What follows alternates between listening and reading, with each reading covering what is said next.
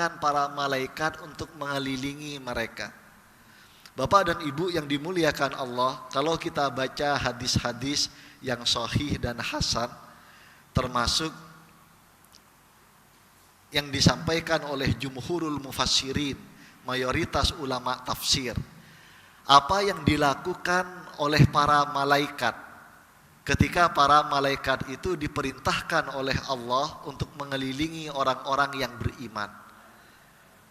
Di antaranya yang dilakukan oleh para malaikat kalau mengelilingi orang-orang yang beriman itu yang utama dua. Yang pertama adalah yad'una lahum. Para malaikat itu mendoakan orang-orang yang beriman yang diperintahkan oleh Allah untuk mereka kelilingi. Subhanallah, kita didoakan oleh makhluk Allah yang gak pernah bermaksiat kepada Allah. Dan itu kuncinya adalah kalau kita punya program khusus untuk mengkaji Al-Quran, mengkaji syariat Allah. Dan yang kedua, yang dilakukan oleh para malaikat adalah yastaghfiruna lahum, memohonkan ampunan untuk mereka. Ibu kita, orang tua, didoakan oleh anak-anak kita, dimohonkan ampunan.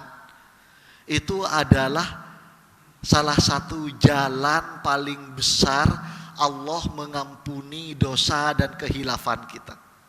Apalagi Pak, kalau yang memohonkan ampunan itu adalah para malaikat. Nikmat apa lagi yang akan kita dustakan? Kemudian yang keempat, hadiah Allah untuk orang-orang yang beriman yang punya program rutin mengkaji syariat Allah, yang memang dalam aktivitasnya ada waktu khusus untuk mendalami syariat Allah. Janji Allah adalah wa dzakarahumullahu fi man indahum.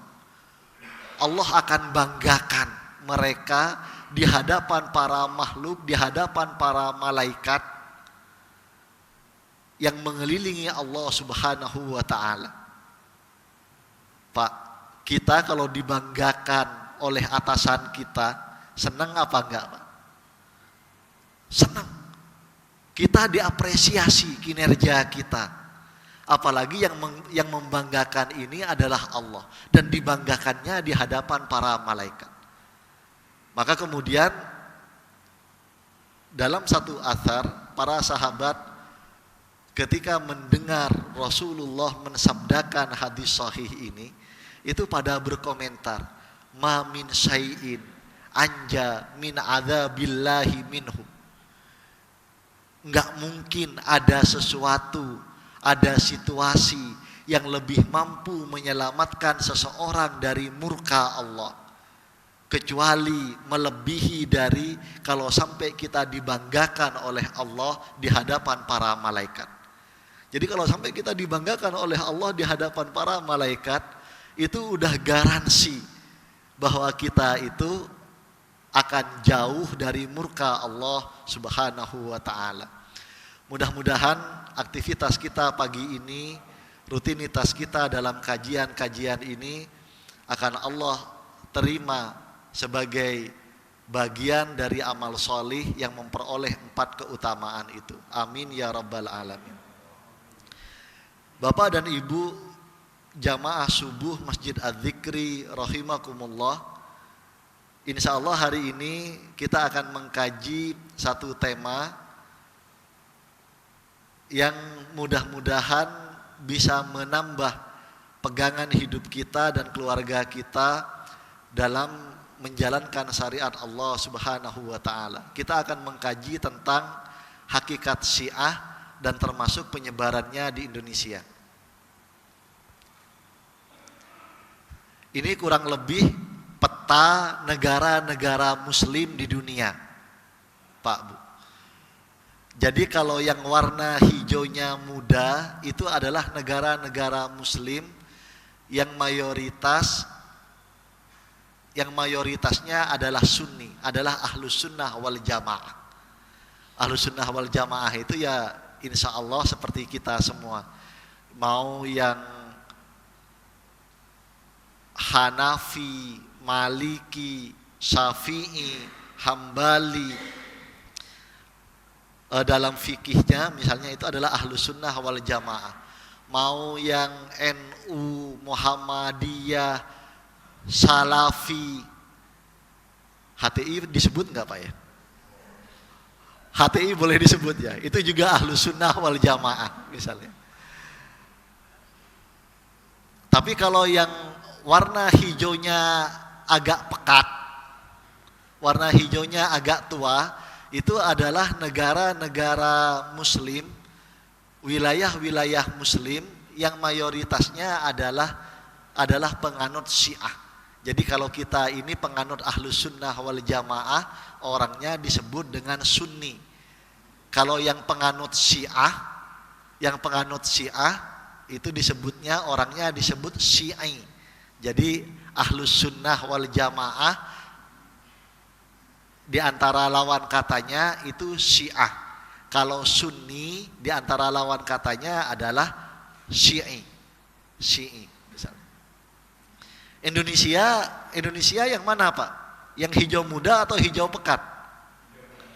Hijau muda. Mayoritasnya adalah Sunni, adalah Ahlus Sunnah wal Jamaah. Tapi enggak berarti di Indonesia itu enggak ada gerakan Syiah. Memang mayoritasnya adalah Ahlus Sunnah wal Jamaah. Tapi enggak berarti enggak ada gerakan Syiah. Bagaimana Syiah di Indonesia? Bapak dan Ibu yang dimuliakan Allah, kalau saya boleh menganalogikan begini. Mengapa kajian kita hari ini penting? Kalau saya boleh menganalogikan, karena dari pengalaman kami, mayoritas umat Islam Indonesia yang kebawa menjadi Syi'i, menjadi pengikut Syiah, itu mayoritas itu enggak mengkaji. Mayoritas enggak tahu hakikat Syiah itu apa. Ini pengalaman kami dalam kasus Syiah di Sampang, Madura. Mayoritas itu enggak tahu Pak Syiah itu apa. Dikiranya Syiah itu hanya kayak NU dengan Muhammadiyah. Hanya dikira kayak ormas atau dikiranya hanya kayak madhab. Oh ini cuman kayak Asy'ari dan Maturidi. Atau kayak misalnya kayak oh ini kayak Persis dengan Salafi misalnya. Banyak yang enggak tahu. Kalau saya boleh membahasakan dengan bahasa yang lebih gamblang, wallahu a'lam bishawab, saya mohon maaf kalau analogi ini mungkin istilah saya kurang tepat. Jadi kalau misalnya narkoba itu ada bandar, ada pemakai, gitu Pak ya. Jadi mayoritas itu kalau ibaratnya narkoba hanya di kategori pemakai yang ikut-ikutan Pak. Ini kan kasihan banget. Bapak dan Ibu yang dimuliakan Allah, kalau yang levelnya level bandar, ya itu biarin aja. Kita bisa pakai prinsip firman Allah di surat Al-Kafirun, A'udzubillahi minasyaitonirrajim, lakum dinukum waliyadin. Udah, silahkan. Kalau memang udah ngerti dan tetap mau menganut itu silahkan. Tapi yang ingin kami sampaikan adalah jangan sampai kalau yang nggak ngerti kemudian ikut-ikutan. Kalau kami boleh membagi Syiah di Indonesia itu bisa dibagi menjadi 3 fase. Yang pertama adalah fase sebelum 1979. Katakanlah dari zaman Wali Songo dulu. Ada kemungkinan Syiah itu sudah masuk ke Indonesia. Dari mana masuknya? Masuknya adalah karena di antara yang membawa Islam ke Indonesia itu adalah para duat, para ulama yang berasal dari Hadramaut. Dan para ulama dari Hadramaut, kalau Hadramaut itu Pak orangnya disebut Hadromi. Jadi kalau kita pernah dengar istilah Hadromi itu adalah orang yang berasal dari Hadramaut. Di antara ulama-ulama yang di Hadramaut itu memang Alawiyin, memang termasuk punya terah keturunan dari Rasulullah Sallallahu Alaihi Wasallam. Maka ada yang memang ngikut Syiah, tapi sebagian besar itu hanya ada ikatan emosional. Kalau bahasa sederhananya itu simpatisan, karena dianggapnya ada ikatan klan dan seterusnya. Kemudian fase yang kedua itu fase 979 sampai katakanlah fase 998 sampai meletusnya reformasi. Kenapa fase 1979 ini penting? Karena inilah momentum Syiah itu memiliki wadah negara secara khusus, yaitu lewat kemenangan revolusi Iran. Dan revolusi Iran ini banyak membuai umat Islam di berbagai belahan dunia, Pak. Ini diantara kalau kita bandingkan ya, misalnya kita bandingkan dengan Hizbut Tahrir. Saya nggak tahu kapan-kapan perlu nggak mengkaji tentang Hizbut Tahrir misalnya. Kita bandingkan dengan Hizbut Tahrir. Hizbut Tahrir ini punya konsep, tapi bentuknya belum ada. Nggak ada negara yang menganut konsepnya Hizbut Tahrir. Kalau Syiah ini punya konsep, dan sejak tahun 1979 bentuknya sudah ada, yaitu bentuknya lewat kemenangan revolusi Syiah yang ada di Iran yang dipimpin oleh Ayatullah Ruhullah Khomeini sampai tahun 1999. Kenapa saya katakan sampai 1999? Karena pemerintah Orde Baru itu punya garis komando yang tegas, garis kebijakan yang tegas. MUI punya sikap yang itu kemudian dipatuhi oleh negara. Era berikutnya adalah era reformasi. Memang di era yang kedua ini lembaga-lembaga yang menganut Syiah, yang berafiliasi ke Syiah itu dibiarkan hidup. Tapi gerakan Syiah tidak masif, hanya di lingkungan mereka saja. Misalnya ada lembaga YAPI yang ada di Bangil. Saya tahu betul lembaga YAPI ini karena di antara keluarga kami di Jawa Timur ada yang pesantren di YAPI, sanawiyah dan aliyahnya di YAPI. Kemudian ada YAPI itu, kalau YAPI itu tokohnya Habib Hussein Al-Habsyi. Kemudian ada di Pekalongan itu Yayasan Al-Hadi. Di antara tokohnya adalah Habib Ahmad Barakbah misalnya. Kemudian kalau di Bandung itu ada Yayasan Al-Mutahhari. Di antara tokohnya adalah Profesor Jalaluddin Rahmat misalnya. Kemudian mereka punya ikatan-ikatan, punya asosiasi-asosiasi, di antaranya adalah IJABI, Ikatan Jamaah Ahlul Bait Indonesia. Ada lagi ABI, Ahlul Bait Indonesia, dan seterusnya. Periode ketiga itu era reformasi, yang kemudian keran kebebasan dibuka sedemikian rupa, termasuk kemudian Syiah. Dan akhir-akhir ini, kalau kami perhatikan, gerakan-gerakan Syiah itu seolah-olah mendapatkan angin segar. Dan kalau di ajaran Syiah, di dogma Syiah, ada salah satu dogma yang disebut dengan taqiyah. Taqiyah itu menyembunyikan identitas sampai ketika sesuatu dianggap anginnya memungkinkan, maka mereka membuka terang-terangan identitas itu. Dan itu termasuk bagian dari ajaran penting Syiah. Di era reformasi ini gerakan mereka semakin masif, termasuk di Facebook, termasuk kemarin ini adalah edaran peringatan Karbala. Karbala itu salah satu perayaan penting Syiah. Mengenang gugurnya cucu Rasulullah Sallallahu Alaihi Wasallam yang dianggap sebagai imam Syiah yang ketiga, yaitu Al Husain bin Ali bin Abi Thalib radhiyallahu anhuma. Ini diadakan biasanya tanggal 9 Muharram. Makanya ini diadakan Senin 9 September dan diadakan di Senayan,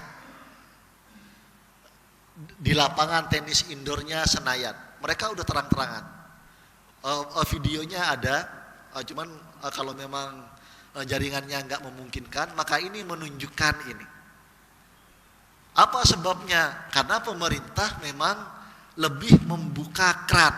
Saya kutip misalnya, ini pernyataan Menteri Agama periode yang kemarin, Pak Lukman Hakim Saifuddin. Beliau mengatakan memang terdapat perbedaan di antara Sunni dan Syi'i. Harusnya bukan Sunni dan Syiah. Kalau Sunni lawan katanya Syi'i. Karena Sunni itu penganut Ahlus Sunnah, Syi'i itu penganut Syiah. Kalau Syiah lawan katanya harusnya Ahlus Sunnah wal Jamaah. Ini komentar yang disampaikan oleh Menteri Agama periode yang lalu. Bapak dan Ibu yang dimuliakan Allah, yang sangat penting untuk kita ketahui, termasuk diketahui oleh keluarga kita, sehingga na'udzubillah min dzalik, kalau di antara keluarga kita ada yang karena ikut-ikutan, ada yang sebelum mengkajinya secara mendalam kok kemudian ikut Syiah, ini yang harus kita jelaskan. Saya akan menyampaikan kajian mengenai hakikat Syiah. Saya akan kutip dari referensi utama Syiah, dari kitab-kitab utama Syiah. Kalau terkait Al-Quran, tafsirnya saya akan ambil dari At-Tibyan. At-Tibyan itu karangan Al-Allamah Muhammad bin Al-Hasan At-Tusi. Ini yang disebut dengan Syekhut Taifah, dengan syekhnya orang-orang Syiah. Karena demikian besarnya pengaruh dari Al-Allamah At-Tusi ini, maka dijadikan rujukan utama. Karya tafsirnya namanya At-Tibyan. Kalau tafsir saya akan ambil dari Majma'ul Bayan. Majma'ul Bayan itu juga karya ulama besar tafsir Syiah, karya Al-Allamah Ali At-Tabarsi. Saya mungkin akan ambil dari As-Safi fi Tafsiril Quran, karya Mullah Hasan Al-Kasi misalnya. Kalau yang terkait dengan hadis, saya akan langsung ambil dari 4 kitab hadis utama kalangan Syiah. Jadi Syiah ini Pak, hadisnya beda, mayoritas hadisnya beda dengan kita. Enggak ada Sahih Bukhari, Sahih Muslim, muttafaqun alaih. Apa sebabnya? Sebabnya adalah karena mayoritas sahabat bagi orang-orang Syiah itu dianggap zalim.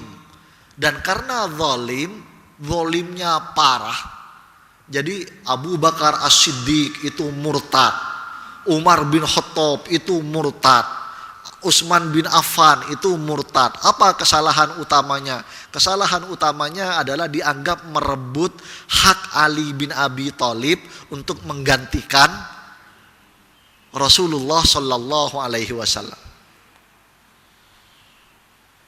Maka hadis-hadis Syiah ini beda dengan kita. Saya akan, kalau terkait hadis, saya akan ambil dari 4 referensi utama Syiah. Yang pertama dari kitab Al-Kafi. Ini karangan Imam Abu Ja'far Al-Kulaini. Siapa Imam Abu Ja'far Al-Kulaini ini? Di kalangan Syiah, Imam Abu Ja'far Al-Kulaini itu sama dengan Imam Bukhari di kalangan Ahlus Sunnah. Jadi kalau udah riwayat Imam Al-Kulaini, di kita udah muttafaqun alaih gitu Pak.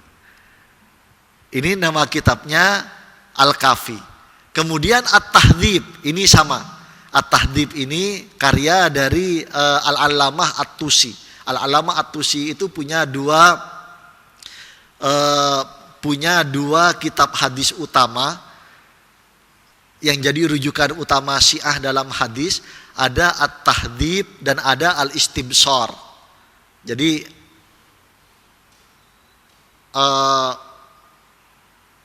Al-Kafinya Imam Kulaini, At-Tahdhibnya Al-Allamah At-Tusi, Al-Istibsarnya Al-Allamah At-Tusi, dan yang keempat saya ambil dari kitab hadisnya Syiah, Man la yahduruhul faqih. Itu karya dari Al-Allamah Al-Qummi. Ini referensi kita dalam mengkaji Syiah. Jadi kita akan menyampaikan tentang Syiah hakikatnya langsung dari referensi utama mereka. Bapak dan Ibu yang dimuliakan Allah, kalau ada orang Syiah yang mengatakan, oh itu Syiah yang begitu, saya beda Syiahnya, misalnya apa? Kalau ada yang mengatakan itu Ibu, Syiah itu emang macam-macam. Ada yang sangat radikal, kalau bahasa gampangnya sangat sesat. Ada yang lumayan moderat. Saya gambarkan ini Pak. Jadi kalau yang hitam sekali, warnanya hampir sama ya ini ya. Jadi kalau yang di sebelah sini, yang Syiah Ghulat ini memang sudah radikal, ekstrim banget, sesat banget. Misalnya apa? Kalau yang Syiah Ghulat, saya pernah tinggal, pernah belajar beberapa tahun di Asia Selatan. Pakistan itu kurang lebih 20% penduduknya, umat Islamnya itu Syi'i, penganut Syiah. Dan hebatnya mereka memegang ekonomi Pak. Jadi bank, perusahaan bis antar provinsi, kemudian misalnya toko emas segala macam, itu banyak yang milik orang Syiah. Kita taunya gimana? Kita taunya kalau di toko yang punya orang Syiah atau di perusahaan bis antar provinsi, antar kota yang punya orang Syiah, selalu ada tulisan. Di antara tulisan khasnya itu apa? Ya Allah madad, ya Ali madad. Jelas tulisannya. Jadi madad itu kalau artinya ya Allah tolonglah kami, ya Ali tolonglah kami. Berarti berdoanya ke siapa Pak? Berdoanya ke Allah iya, tapi selain ke Allah itu ke Ali. Kenapa sebabnya? Karena dalam akidah mereka, dalam keyakinan mereka, dogma mereka, Ali bin Abi Thalib radhiyallahu an. Jadi ini kita emang ngejelasinnya harus objektif dan proporsional. Jangan sampai kepleset. Apa bedanya kita dengan Syiah? Ya kalau persamaannya kita sama-sama mencintai Ali sebagai salah seorang sahabat utama. Tapi bedanya kita dengan Syiah, Syiah ini offside. Syiah ini kalau dalam bahasa agamanya ngulu, sangat berlebihan. Dalam keyakinan mereka, Ali bin Abi Thalib itu punya kemampuan yang dalam beberapa hal menyamai sebagian kemampuan Allah Subhanahu wa ta'ala. Termasuk mengetahui yang gaib, termasuk masih bisa mengabulkan doa sampai sekarang dan seterusnya dan seterusnya. Jadi berdoanya ya Allah madad, ya Ali madad. Ya Allah tolonglah kami, ya Ali tolonglah kami. Misalnya, ini kalau yang Ghulat Pak. Ada Syiah Kaisaniyah. Syiah Kaisaniyah itu bukan yang banyak tersebar di Indonesia.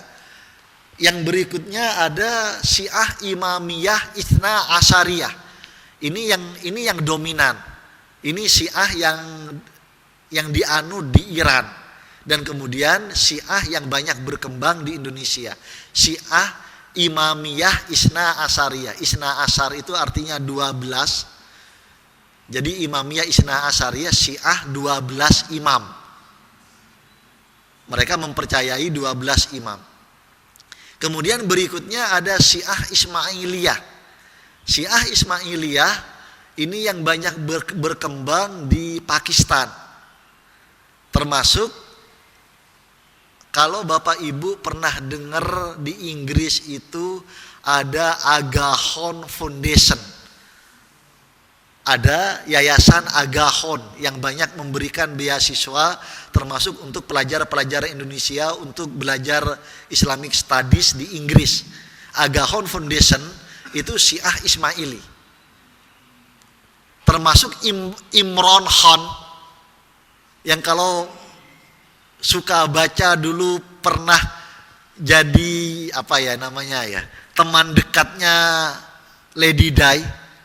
Lady Di mendiang apa almarhumah Pak ya, enaknya ya. Mendiang Lady Di, Imran Khan yang mantan kapten kriket itu juga Ismaili. Kemudian berikutnya itu adalah Syiah Zaidiyah. Ini yang banyak berkembang di Hadramaut itu. Di Hadramaut di Yaman. Yang Syiah Zaidiyah ini yang paling dekat dengan Ahlus Sunnah wal Jamaah.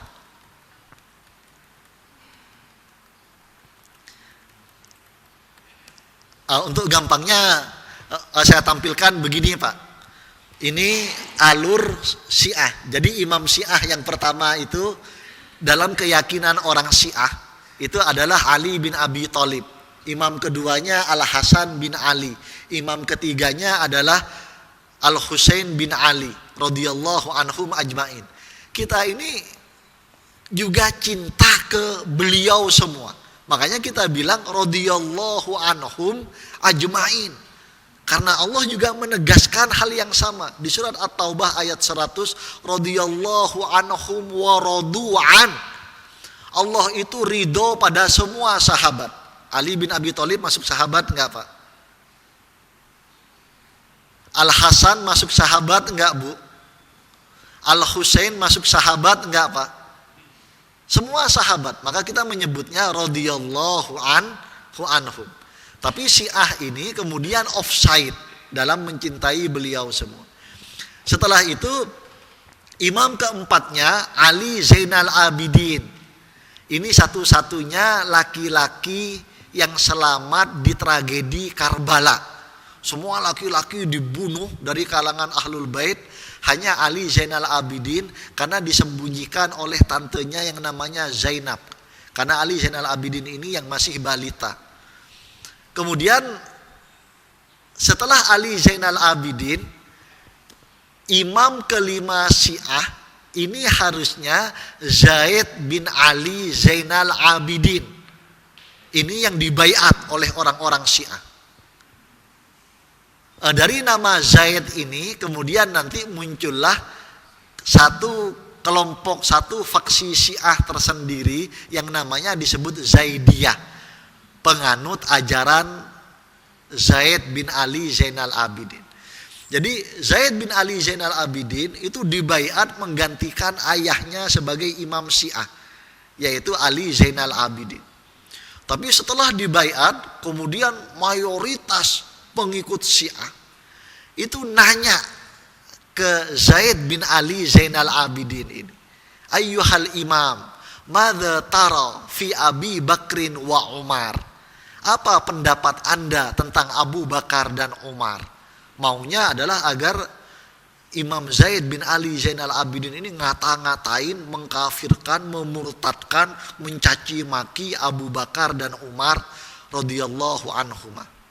Kita sama Pak, bilang Ali bin Abi Thalib radhiyallahu an, bilang Abu Bakar dan Umar juga radhiyallahu anhuma. Kalau orang Syiah enggak, bilang Ali bin Abi Thalib karramallahu wajhah, kalau bilang Abu Bakar laknatullah alaih. Semoga Allah melaknat. Gimana Allah melaknat? Di At-Taubah ayat 100 Allah sudah menegaskan radhiyallahu anhum wa radu'an.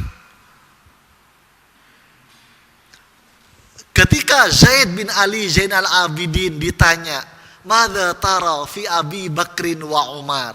Apa pendapat Anda wahai imam tentang Abu Bakar dan Umar?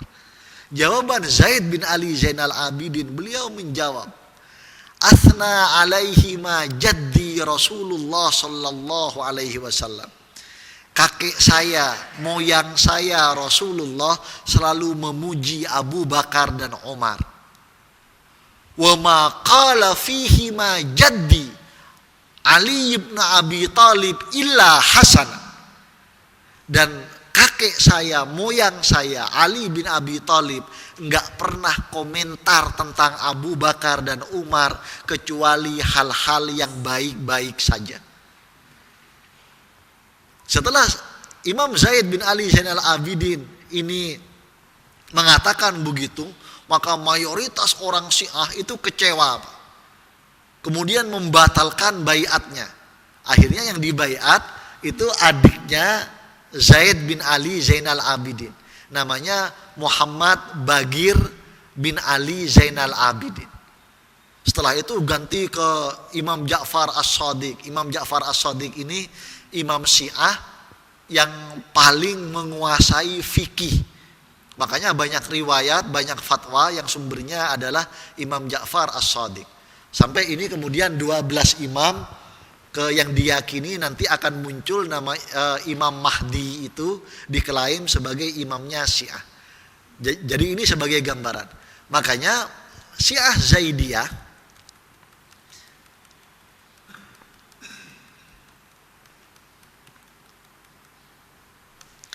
Zaidiyah ini adalah kelompok Syiah yang ajarannya paling dekat dengan Ahlus Sunnah wal Jamaah. Apa di antara paling dekatnya? Paling dekatnya enggak mencaci maki dan enggak mengkafirkan para sahabat. Apa di antara paling dekatnya? Di antara paling dekatnya Syiah Zaidiyah itu tetap mengakui kekhilafahan Abu Bakar, Umar, Utsman radhiyallahu anhum ajmain, walaupun menurut mereka tetap Ali bin Abi Thalib seharusnya lebih berhak, tapi tetap mengakui yang 3 khalifah ini. Kalau yang lain itu udah nggak mengakui 3 khalifah ini. Di antara perbedaannya itu. Ini sampai saya punya waktu berapa menit lagi, Pak? 15 menit lagi. 20 menit lagi, ya. Ini kita lanjutkan hal-hal yang penting aja. Bapak dan Ibu yang dimuliakan Allah, maka saya harus menjelaskan apa perbedaan antara keyakinan Syiah dengan akidah dan syariat Islam yang sebenarnya, yang dianut oleh Ahlus Sunnah wal Jamaah. Yang paling penting terkait 5 hal ini. Kalau orang-orang Syiah meninggalkan 5 hal ini, saya selalu mengatakan, Pak, termasuk di kasus Syiah yang di Sampang. Kalau orang-orang Syiah meninggalkan 5 hal ini, mereka kurang lebih sama dengan kita. Mereka saudara kita sesama muslim, nggak berkurang 1 senti pun. Tapi kalau mereka masih menganut 5 ajaran ini, maka kita nggak bisa mengatakan lain kepada umat Islam kecuali bahwa akidah Syiah, keyakinan Syiah itu berbeda dengan akidah Islam yang sebenarnya. Apa di antara 5 hal ini? Yang pertama adalah ta'lihu aliin, menuhankan Ali bin Abi Thalib. Contohnya seperti tadi. Di Al-Quran jelas, laisa kamitslihi syai'un wa huwa ala kulli syai'in qadir. Enggak ada yang menyamai Allah. Bahkan dalam satu bagian, satu aspek kemahaan Allah, enggak ada manusia yang bisa sampai ke level itu. Dan enggak boleh kita itu memohon kepada selain selain Allah.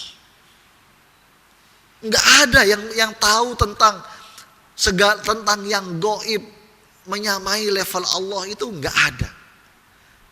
Maka kalau sampai ada yang meyakini bahwa Ali menyamai Allah sampai ke level Allah dalam beberapa aspek kemahaan Allah, itu yang enggak bisa kita terima. Itu sesat. Kemudian yang kedua adalah tahriful Quran, mendistorsi Al-Quran. Bapak dan Ibu yang dimuliakan Allah, ini saya kutip langsung Pak. Saya kutip langsung dari Al-Kafi. Imam Abu Ja'far Al-Kulaini, yang imam hadis paling utama di kalangan Syiah, itu mengatakan bahwa, saya bacakan, innal Quran, ini riwayatnya Imam Al-Kulaini. Dalam hadis Syiah, keyakinan mereka, innal Quran alladzi nazala bihi Jibril ala Muhammad sallallahu alaihi wasallam sab'ata asar alfi ayah. Sesungguhnya Al-Quran yang disampaikan oleh Jibril kepada Muhammad sallallahu alaihi wasallam, sab'ah itu 7, asar itu 10, berarti 17. Alaf itu 1000, 17.000 ayat. Jadi keyakinan Syiah, Al-Quran itu yang asli versi Syiah Pak, itu 17.000 ayat. Wallati biaidina minha sittata alaf wa mi'atani wa thalas wa sittuna ayat. Dan yang ada di tangan mayoritas umat Islam saat ini itu hanya yang 6.263 ayat. Wal bawaki mahzunatun inda ahlil bait. Yang berarti berapa Pak? 17.000 dikurangi 6.263. Berarti 11.737.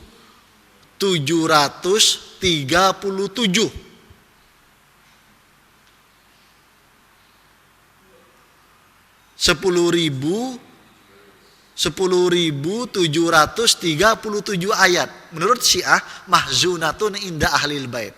Itu hanya ada di kalangan para imam Syiah. Makanya Bapak dan Ibu yang dimuliakan Allah, ini menarik Pak.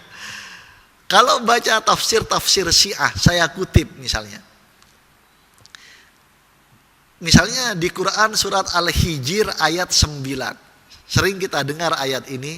Allah berfirman, a'udzubillahi minasyaitonir rajim, inna nahnu nazzalna dzikra wa inna lahu lahafidun. Sesungguhnya kamilah yang telah menurunkan Al-Quran itu, dan kamilah yang akan menjaga keaslian Al-Quran itu. Dalam tafsir Syiah disebutkan, kenapa Allah menggunakan kami di ayat itu, enggak menggunakan kata aku. Karena kata orang Syiah, yang menjaga keaslian Al-Quran itu Allah dan para imam Syiah. Selain imam Syiah nggak tahu Al-Quran yang asli. Saya kutip, apa kalau di tafsir Ibnu Katsir? Misalnya saya kutip salah satu tafsir di kalangan Ahlus Sunnah. Kalau di tafsir Ibnu Katsir, ada beberapa cara Allah itu menjaga keaslian Al-Quran. Wa inna lahu lahafidun. Di antara caranya adalah Allah jadikan satu ayat dengan ribuan ayat yang lain itu selalu sinkron. Dan Allah jadikan wa inna lahu lahafidun, dan kami yang akan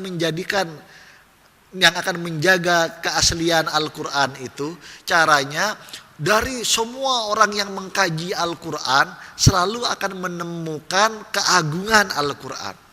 Dan yang ketiga, cara Allah menjaga keaslian Al-Quran adalah Allah akan selalu memilih ribuan, puluhan ribu, ratusan ribu dari anak-anak umat Islam untuk menjadi penghafal Al-Quran. Yang Allah tegaskan dalam hadis sahih sebagai innalillahi ahlan, innalillahi fil ardi ahlan. Dan ahlullah itu adalah ahlul Quran, adalah orang-orang yang menghafal Al-Quran itu. Itu yang dimaksud dengan wa inna lahu lahafidun. Allah pilih mudah-mudahan anak-anak kita, cucu kita penghafal Al-Quran sebagai penjaga keaslian Al-Quran. Tapi kalau orang Syiah Pak, orang Syiah itu mendistorsi Al-Quran. Itu yang gak bisa kita terima. Kalau mereka mau meninggalkan keyakinan ini, maka mereka sama dengan kita 100%. Cara Syiah mendistorsi Al-Quran itu ada 3 bentuk. Yang pertama, nambahin ayat. Seperti yang di hadis ini. Jadi versi mereka 17.000, dikatakan yang di kita tinggal 6.000 sekian ratus. Yang kedua, ayatnya sama, tapi di tengah-tengah ayatnya diselipi tambahan kata-kata untuk kepentingan mereka. Saya kutip misalnya, Qur'annya Syiah. Ini surat Al-Maidah ayat 67. Yang ditulis dengan font warna hitam itu yang asli Al-Quran. Yang font warna merah itu yang tambahan kalangan Syiah. Ketika Allah Subhanahu wa taala berfirman, "A'udzubillahi minasyaitonir rajim. Ya ayyuhar rasul, wahai Rasulullah, balligh ma unzila ilaika mir rabbik." Sampaikanlah apa yang diperintahkan, apa yang diturunkan Rabbmu kepadamu. Wa illam taf'al fama ballaghta risalatah. Dan jika kamu tidak mengerjakan itu, apa yang diperintahkan itu, berarti kamu tidak menyampaikan perintah Allah, amanah Allah. Ama orang Syiah ditambahin Pak di tengah, yang ditulis dengan font warna merah, fi sya'ni aliyin. Hai Rasulullah, sampaikanlah apa yang diturunkan oleh Allah kepadamu tentang kedudukan Ali. Maksudnya bahwa Ali itu harus menjadi pengganti Rasulullah. Di kalangan orang Syiah, Al-Maidah ayat 67 ini diyakini turun di Ghadir Hum.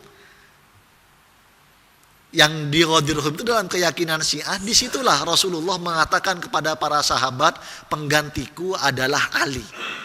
Tapi kemudian didistorsi, diingkari oleh para sahabat-sahabat utama itu. Jadi orang Syiah itu menawarkan 2 logika yang simalakama Pak. Berdasarkan Al-Maidah ayat 67 versi mereka. Tetap harus Ali pengganti Rasulullah. Kalau bukan Ali, hanya ada 2 kemungkinan. Pertama, Rasulullah yang enggak menjalankan perintah Allah yang di Al-Maidah 67 ini. Wa illam taf'al fama ballaghta risalata. Dan jika kamu tidak mengerjakan, menyampaikan amanah Allah bahwa penggantimu harus Ali, berarti kamu tidak menyampaikan perintah Allah.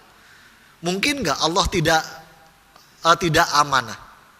Padahal Rasulullah tidak amanah. Siddiq, tabligh, fatonah dan amanah. Enggak mungkin Rasulullah enggak menyampaikan. Berarti kemungkinan kedua, Rasulullah udah menyampaikan, tapi dasar para sahabat ini yang menafikan apa yang sudah disampaikan oleh Rasulullah. Ini yang disampaikan oleh orang Syiah. Jadi orang Syiah itu cara mendistorsi Al-Quran, nambahi ayat, bahkan surat. Yang kedua, ayatnya tetap, tapi diselipin kata-katanya.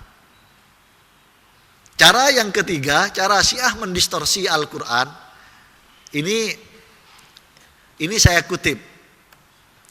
Ayatnya tetap, Pak, Ibu, ayatnya tetap sama, tapi tafsirnya diselewengkan untuk kepentingan mereka.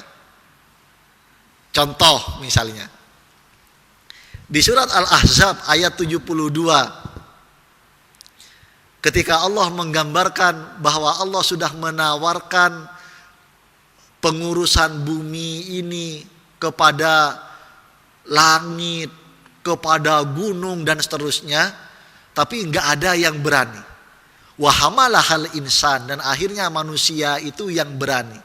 Innahu kana zaluman jahula. Sesungguhnya manusia itu berpotensi untuk berbuat zalim lagi bodoh. Kalau di kalangan orang Syiah yang disebut dengan zaluman itu adalah Abu Bakar. Yang potensi berbuat zalim itu adalah Abu Bakar. Yang jahulan itu adalah zaluman jahulan itu adalah Abu Bakar As-Siddiq. Karena dia itu zalim merampas hak Ali sebagai pengganti Rasulullah. Dan dia itu jahul, dia itu dungu. Pura-pura menutup mata, pura-pura nggak tahu atas perintah Rasulullah.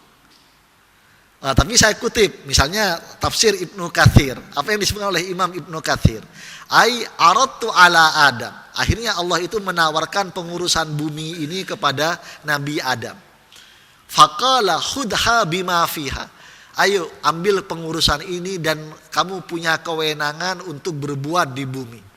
Fa in ata'ta ghafartu laka ya Adam. Kalau kamu selama ngurus bumi itu taat kepadaku, maka aku akan mengampuni kesalahanmu di surga. Wa in asaita adzabtuka. Tapi kalau engkau dalam mengurus bumi itu maksiat, durhaka, tidak taat kepada Allah, adzabtuka, maka nanti aku akan mengazabmu. Ini yang disampaikan di tafsir Ibnu Katsir. Ini beda banget, Pak. Ini cara Syiah dalam mendistorsi Al-Quran. Ada 3 cara. Nambahin ayat, nyelip-nyelipin kata di ayat, atau kalau ayatnya tetap itu yang ketiga adalah tafsirnya diselewengkan sesuai dengan kepentingan mereka. Perbedaan keyakinan Syiah yang ketiga ini yang berat bagi kita untuk menerima, yaitu takfirus sahabah. Syiah itu mengkafirkan mayoritas sahabat. Bapak dan Ibu yang dimuliakan Allah, dalam kasus Syiah di Sampang, saya ngerasa sedih karena umat yang awam itu dikibuli oleh ulama-ulama Syiah.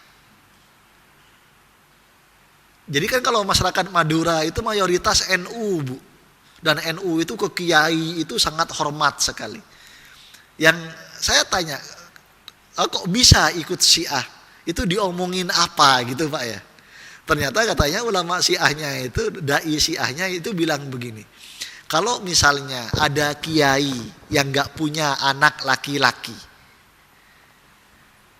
tapi punya menantu laki-laki dan punya ustadz senior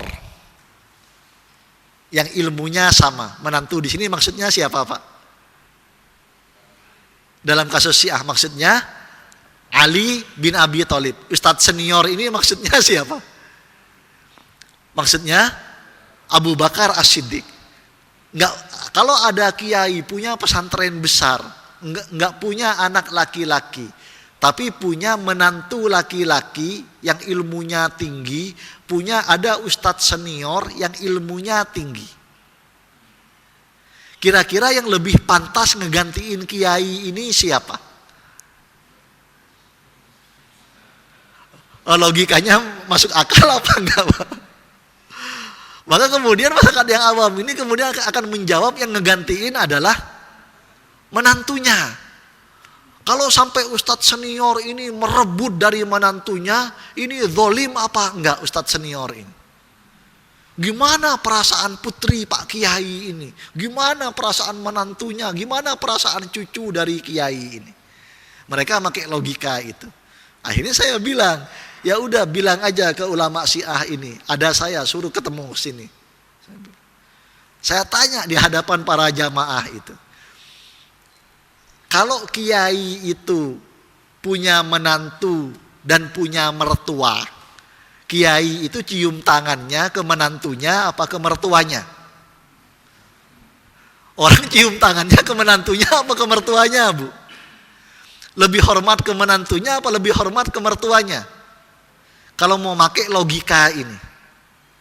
Ada nggak, Pak, orang ke menantunya cium tangan, ke mertuanya malah tangannya dikasih suruh nyium, Pak?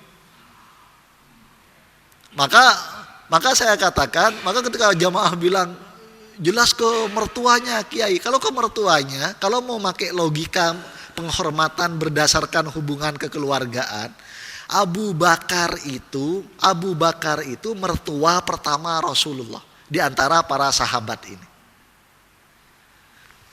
Mertua berikutnya itu Umar bin Khattab. Yang dua berikutnya menantu. Udah bener urutannya. Mertuanya yang pertama, yang duluan. Mertuanya yang berikutnya. Menantunya yang diambil menantu 2 kali. Utsman bin Affan diambil menantu berapa kali Pak oleh Rasulullah? 2 kali. Yaitu Ruqayyah dan Ummu Kulthum. Baru yang berikutnya yang diambil menantu sekali. Yaitu Ali bin Abi Thalib. Kalau mau pakai logika hubungan kekeluargaan tadi, logikanya orang Syiah.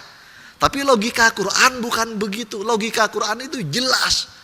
Allah berfirman, "A'udzubillahi minasyaitonirrajim. Inna akramakum indallahi atqakum." Ukurannya ketakwaan. Dan itu wa amruhum syura bainahum. Diputuskan dengan cara musyawarah di kalangan para sahabat. Ini sampai mengkafir-kafirkan.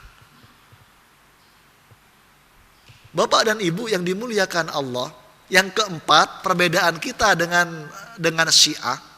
Syiah itu melakukan takdisu ahlul bait, mensucikan ahlul bait. Saya selalu mengatakan ke orang-orang Syiah, kami menentang Syiah. Karena Syiah itu justru kesalahan Syiah terhadap ahlul bait itu 2.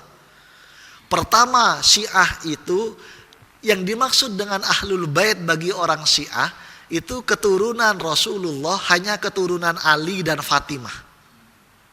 Tapi istri Rasulullah yang lain itu enggak dianggap sebagai keluarga Rasulullah, Pak. Putri Rasulullah yang lain enggak ada yang disebut-sebut. Jadi yang dimaksud dengan ahlul bait keluarga rumah Rasul, keluarga rumah Rasulullah itu keluarga Rasul bagi orang Syiah hanya keturunan Ali dan Fatimah. Kalau definisi Anda begitu, itu bukan ahlu baitnya Rasulullah, tapi ahlu baitnya Ali bin Abi Thalib. Itu bagaimana Syiah menyimpangkan ahlul bait ini. Padahal Bapak dan Ibu yang dimuliakan Allah, dalam hadis sahih diantaranya diriwayatkan oleh Imam Bukhari, Amru bin As pernah menceritakan begini, Pak. Di antara yang dikata-katain ahlul bait yang dicaci maki oleh orang Syiah, bahkan dengan kata-kata yang kita yang muslim, yang punya hati, itu nggak mungkin ngomong kata-kata sekotor itu pada muslimah yang biasa. Tapi itu dikatakan oleh orang Syiah terhadap Aisyah binti Abi Bakrin As-Siddiq radhiyallahu anhum. Kasar sekali, kotor sekali caci makinya. Saya nggak mungkin mengatakan kata-kata sekotor itu. Saya kutip, gimana mereka ngata-ngatain Aisyah dengan kata-kata sekotor itu. Saya kutip satu hadis sahih saja. Riwayat diantaranya riwayat Imam Bukhari. Amru bin As mengatakan, saya selalu merasa kalau ketemu dengan Rasulullah, Rasulullah itu begitu memuliakan saya, menyambut saya dengan wajah berseri-seri. Padahal kalau kita baca hadis-hadis sahih dan hasan, ke semua orang Rasulullah selalu memuliakan, Pak. Dan itu akhlak Rasulullah yang mulia. Sampai kata Amru bin As, saya merasa seolah-olah sayalah orang yang paling dihargai, dimuliakan oleh Rasulullah. Fakultu, maka saya bertanya pada Rasulullah, ya Rasulullah, ayyun nas ahabbu ilaika. Siapa orang yang paling Anda cintai, yang paling ada di hati Anda? Jawaban Rasulullah apa, Pak? Pernah dengar nggak hadis ini? Jawaban Rasulullah siapa, Pak? Ibu, siapa jawaban Rasulullah, Ibu? Aisyah. Amru bin As kemudian nanya lagi, wa minar rijal ya Rasulullah. Maksud saya dari sahabat yang laki-laki, karena ngarepin nama dia yang disebut, Pak. Jawaban Rasulullah, abuha, bapaknya Aisyah. Thumma man ya Rasulullah, thumma Umar, thumma man ya Rasulullah, thumma Utsman, thumma man ya Rasulullah, thumma Ali, thumma man ya Rasulullah. Disebutin Pak, sahabat banyak. Terus kata Amr bin As, wa tawaqqaftu mahafata an akuna fi akhirihim. Setelah disebutin sekian banyak, saya udah nggak mau nanya lagi. Takutnya sampai ujung nama saya kesebutnya paling akhir. Tapi berdasarkan hadis ini, bagaimana kemuliaan Aisyah? Gimana misalnya Khadijah nggak dimasukkan ke Ahlul Bait? Gimana misalnya Saudah binti Zam'ah? Saudah binti Zam'ah ini Bu, teman dekatnya Khadijah yang pertama kali dinikahi oleh Rasulullah setelah diwafatkannya oleh Allah Khadijah binti Khuwailid radhiyallahu anhum ajmain. Karena Rasulullah jadi single parent sekian waktu, menikah lagi baru menikah dengan Saudah binti Zam'ah, teman dekatnya Khadijah yang sangat dekat dengan putri-putri Rasulullah. Ketika Rasulullah diperintahkan menikah lagi untuk kepentingan syariat, Rasulullah pernah bingung Pak. Ini gimana ngebagi harinya? Saya takut dosa. Saya takut nggak bisa adil. Terbersit di pikiran Rasulullah, kalau gitu apa salah seorangnya harus diceraikan. Saudah binti Zam'ah Bu datang menghadap Rasulullah. Dan kemudian mengatakan, ya Rasulullah, tolong jangan ceraikan seorang pun di antara istri-istrimu. Fa inni uhibbu an ub'ath wa ala jabhati hadhihi zaujatu Rasulillah. Kalau takut nggak bisa adil, hariku aku kasihkan untuk istrimu yang lain. Aku kasihkan untuk Aisyah, jatah hariku.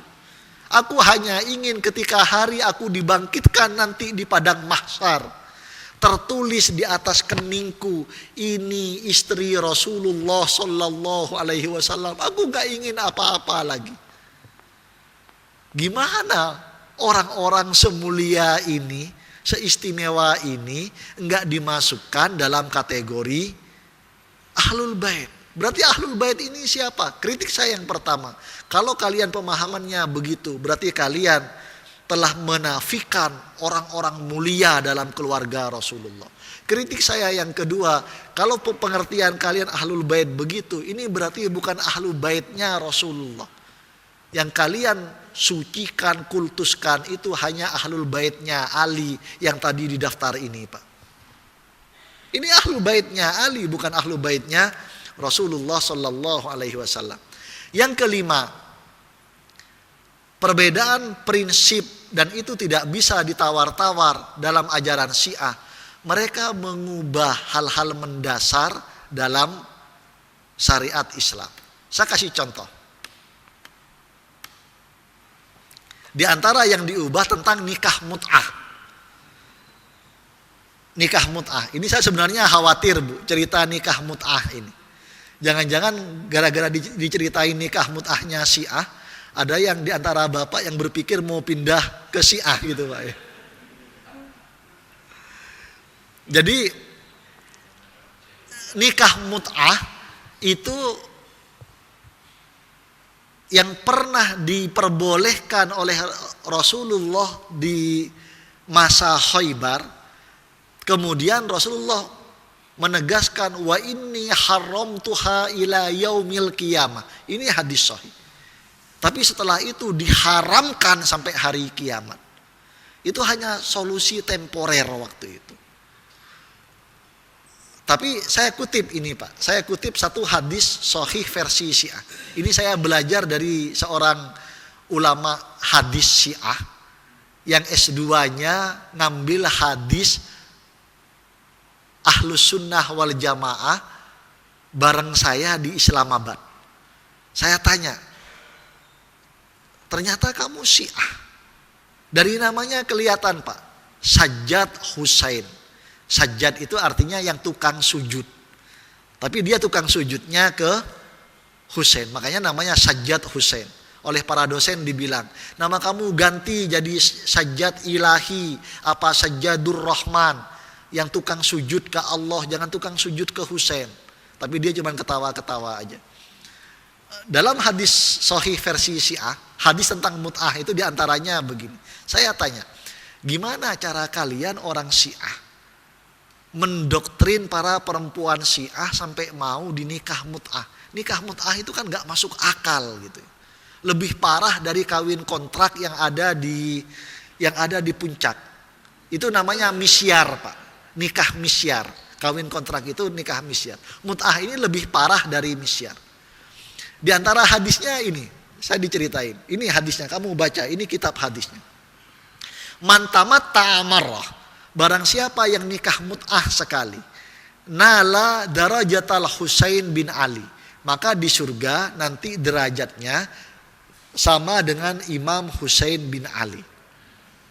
Wa man tamatta'a marratain, dan barang siapa yang nikah mut'ah 2 kali, nala darajatal Hasan, di surga nanti derajatnya sama dengan Imam Hasan bin Ali radhiyallahu anhum. Wa man tamatta'a thalatha marrat, barang siapa yang nikah mut'ah 3 kali, nala darajata Amiril Mukminin Ali, nanti di surga selevel dengan Amirul Mukminin Ali bin Abi Thalib. Wa man tamatta'a arba'a marrat, yang nikah mut'ah 4 kali, nala darajati, di surga akan sama dengan levelnya Rasulullah sallallahu alaihi wasallam. Ini jelas, Pak, hadisnya. Tapi keluar dari masjid jangan sampai ada yang hafal hadis ini, Pak, ya, Bu. Ibu pura-pura pancing aja, Bu. Itu tadi hadis tentang mut'ah apa, Pak, ya? Kalau bapaknya sampai hafal itu bahaya. Saya tanya ke teman saya yang ulama hadis Syiah ini. Kalau Anda, kalau hadratak, kalau kamu udah nikah mut'ah berapa kali?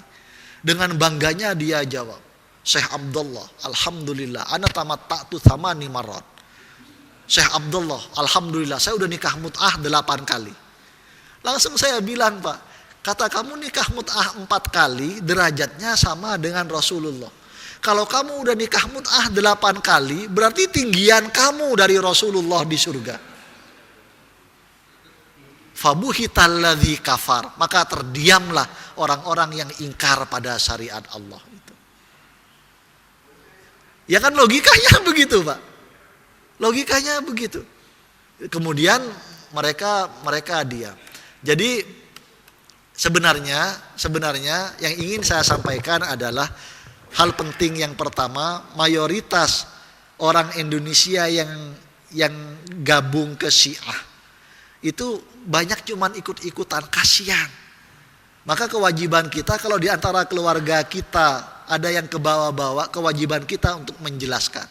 Tapi kalau udah yang Syiahnya level bandar, emang dia udah ngaji, mengkaji, udah tahu betul dan tetap kekeh, ya berarti dia bertanggung jawab atas pilihannya. Kemudian yang kedua, yang ingin kami sampaikan, keyakinan Syiah yang berbeda dengan akidah dan syariat Islam yang sebenarnya, diantaranya 5 hal ini.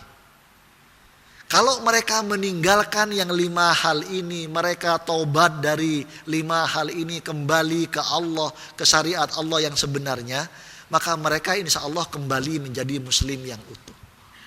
Tapi kalau selama meyakini yang 5 hal ini, na'udzubillah min dzalik, itu sudah keluar dari syariat Islam yang sebenarnya.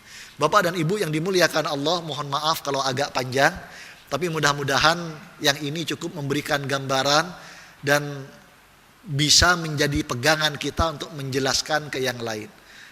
Kalau dianggap masih ada waktu untuk diskusi, untuk sharing, kami persilahkan. Ini waktunya agak singkat ya, jadi mungkin 1 pertanyaan saja dari Bapak. Ada lagi? 1 Ibu boleh deh ya, tapi singkat Pak. Terima kasih. Assalamualaikum warahmatullahi wabarakatuh. Waalaikumsalam. Yang pasti saya tidak menanya masalah mut'ah, Ustaz. Oh iya, silakan. Tapi judulnya itu perkembangan Syiah di Indonesia. Saya yang mengganjal itu adalah Yayasan Nizam, Ustaz. Yayasan apa? Nizam. Iya. Nizam itu ada penerbit, ada yayasan yatim piatu. Dulu tahun 2000-an itu disinyalir beraliran Syiah. Saya mau nanya apakah ini benar atau tidak gitu, supaya itu ada sekolahan sekarang di daerah Cibubur apa segala macam gitu. Terus yang kedua itu ada HTI yang bisa dibubarkan di dunia, tapi Syiah ini nggak bisa dibubarkan. Kenapa ini Pak Ustaz? Terima kasih. Iya. Yang dari Ibu kalau ada atau langsung dijawab? Apakah ada pertanyaan dari Ibu? Ada? Yang dari Ibu ada kayaknya itu Pak, silakan. Ada ya? Silakan Bu, satu pertanyaan.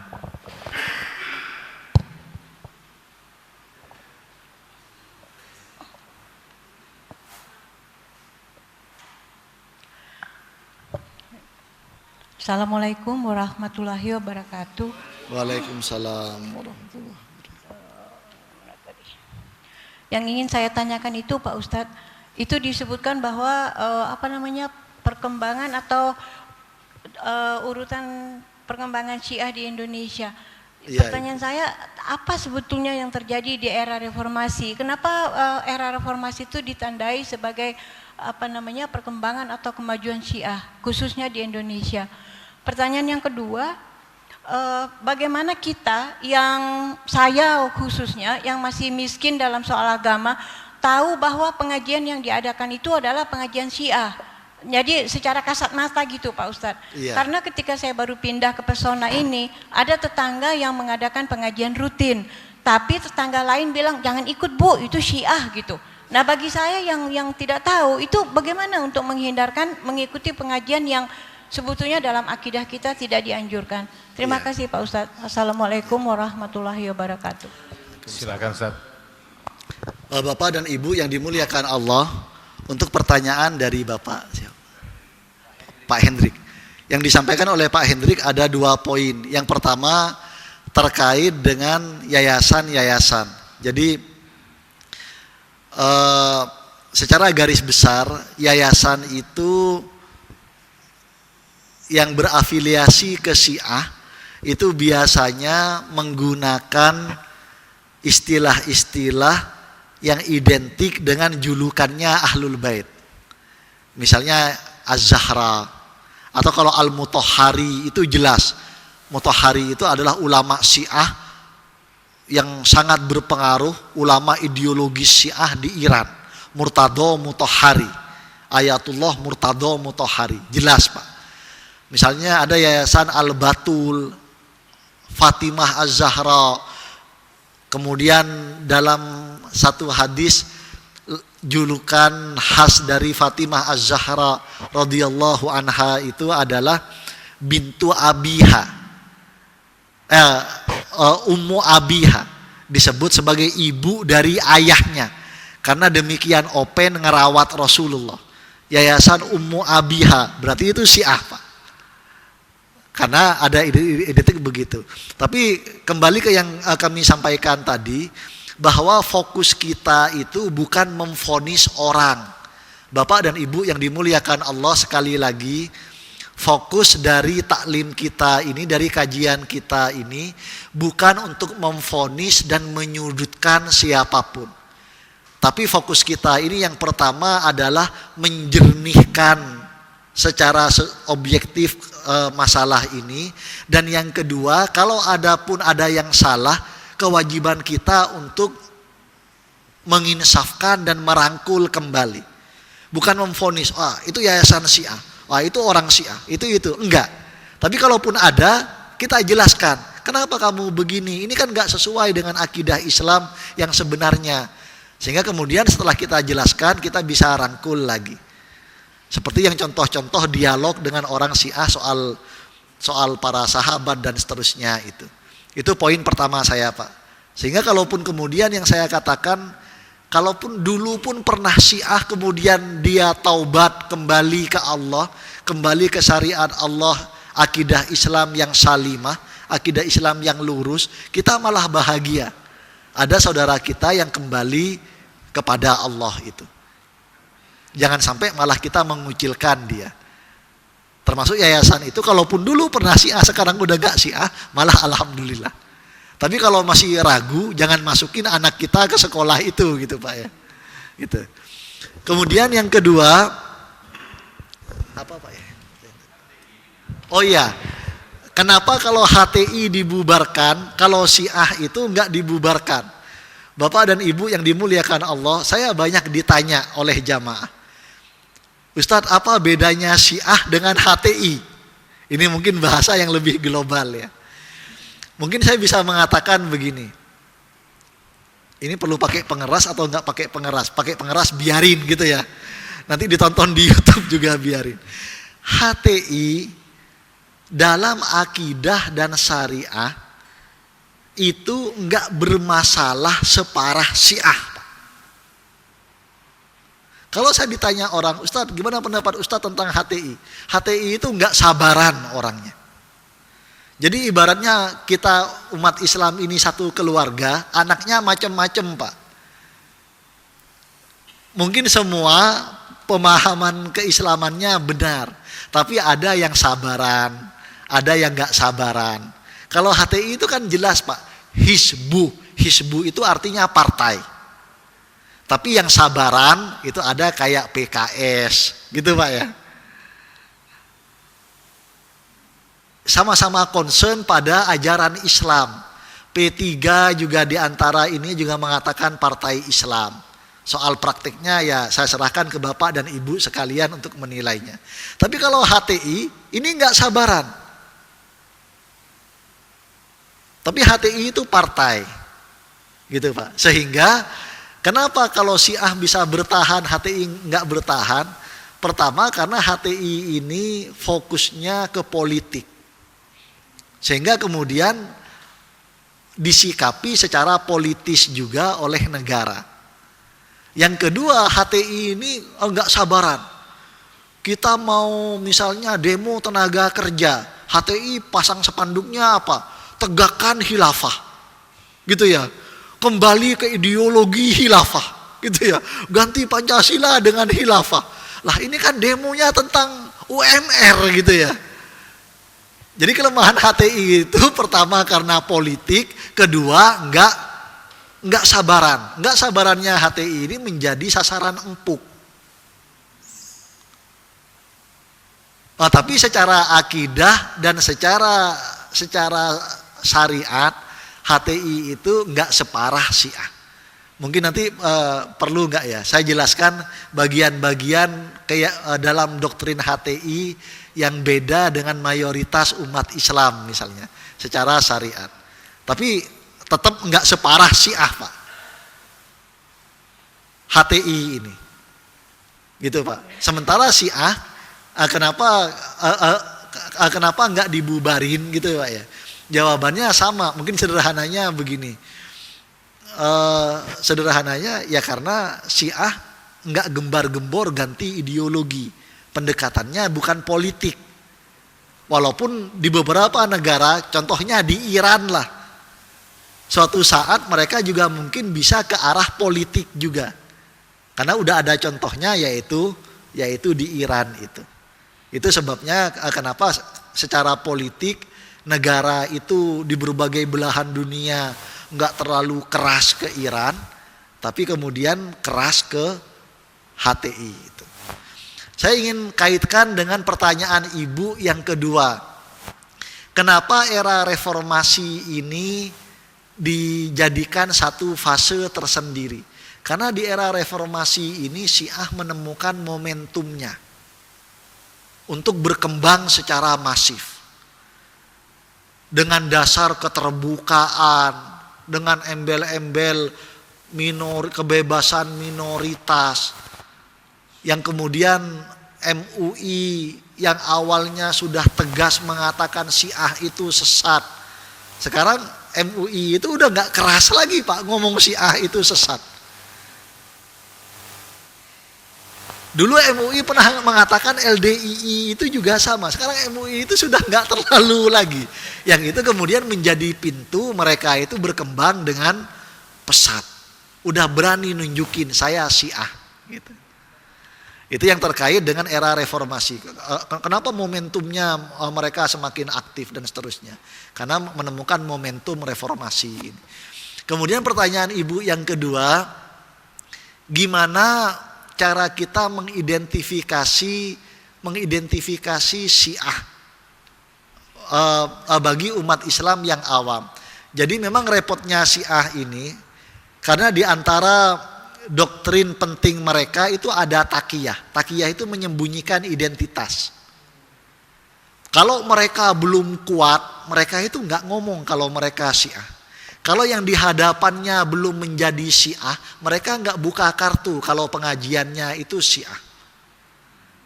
Tapi setelah lama-lama kita ngikut akan makin tambah kelihatan. Di mana di antaranya? Di antaranya adalah dengan 5 hal tadi. Awalnya ngangkat-ngangkat ahlul bait. Awalnya ngangkat-ngangkat, lama-lama mulai nyalah-nyalahin sahabat. Mulai menganggap merampas haknya Ali, segala macam dan seterusnya. Sampai saya pernah ketemu dengan salah seorang tokoh Syiah di Indonesia. Dia mengatakan begini, Syiah itu didolimi, dikatakan gara-gara orang-orang munafik yang bikin Syiah, orang-orang segala macam begini. Padahal Syiah itu ada sejak zaman Rasulullah. Buktinya apa? Ada sejumlah sahabat, Ammar bin Yasir, Mikdad bin Al-Aswad, Abu Dzar Al-Ghifari, Salman Al-Farisi, yang mereka itu sangat akrab dengan Ali bin Abi Thalib. Logika mereka begitu. Maka saya katakan, kalau ada sahabat yang akrab dengan Ali bin Abi Thalib, itu enggak berarti lantas otomatis mereka Syiah. Karena semua sahabat ini akrab. Poin kedua, yang Anda sebutkan tadi, Ammar bin Yasir, Mikdad bin Al-Aswad, Abu Dzar Al-Ghifari, Salman Al-Farisi, radhiyallahu anhum ajmain. Apa mereka enggak membaiat Abu Bakar, Umar, dan Utsman? Membaiat. Berarti mengakui kehilafahan Abu Bakar, Umar, dan Utsman. Apa mereka mencaci maki para sahabat? Enggak ada riwayat yang menyebutkan yang Anda sebutkan itu mencaci maki, memusuhi sahabat yang lain. Yang kita tentang itu, kita sama mencintai semua sahabat itu. Tapi perbedaan kita, Anda offside, Anda berlebihan sampai mengkafirkan para sahabat. Itu yang kita tentang. Poin yang ketiga, saya katakan, kalau ukuran Anda adalah keakraban Ammar bin Yasir, Mikdad bin Al-Aswad, Abu Dzar Al-Ghifari, Salman Al-Farisi dengan Ali bin Abi Thalib radhiyallahu anhum ajmain, bahwa Syiah itu ada di zaman Rasulullah, maka pertanyaan saya, mengapa Anda menafikan keakraban Umar bin Khattab dengan Ali bin Abi Thalib? Padahal Umar itu Pak diambil menantu oleh Ali bin Abi Thalib. Ali itu menikahkan putrinya dengan Umar bin Khattab, Pak. Itu saking akrabnya apa saking musuhannya? Kenapa malah Anda mencaci maki Umar bin Khattab, mengkafirkan Umar bin Khattab? Padahal Umar bin Khattab menantu Ali bin Abi Thalib. Jadi itu ibu, memang awal-awalnya mereka enggak buka, tapi lama-kelamaan di 5 hal itu mereka akan mulai mempengaruhi. Usul saya yang terakhir, kita berpijak pada hadis sahih. Rasulullah pernah bersabda, da' ma yuribuka ila ma la yuribuka. Ya kalau kita masih ragu, tinggalkanlah yang meragukan, kemudian kita pilih yang jelas-jelas saja. Ngaji ke siapapun itu sama Pak, asal jangan menyimpang dari akidah Islam yang lurus. Bapak dan Ibu yang dimuliakan Allah, kurang lebihnya mohon maaf. Langsung ditutup Pak ya. Saya tutup.